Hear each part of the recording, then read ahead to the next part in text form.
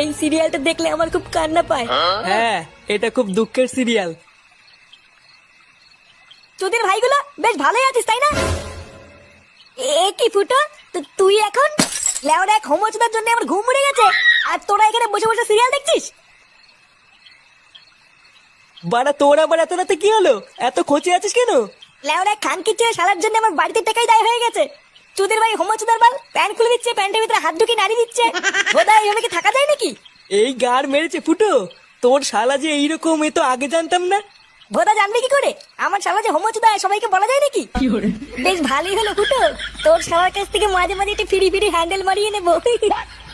ফটকে, দেখছিস ও মোর চোর জ্বালায়, তার উপরে আবার আলবাল বকছিস। বাড়া তোরা কি কিছু করবি নাকি আমি একাই ওই শালার গুষ্টি গুদ মেরে দেবো? লেওড়া তুই অত মাথা গরম করিস না ফুটো। দাঁড়া, কাল সকালটা হোক, আমাকে একটু ভাবতে দে কি করা যায়, তারপর তো শালার ব্যবস্থা করছি।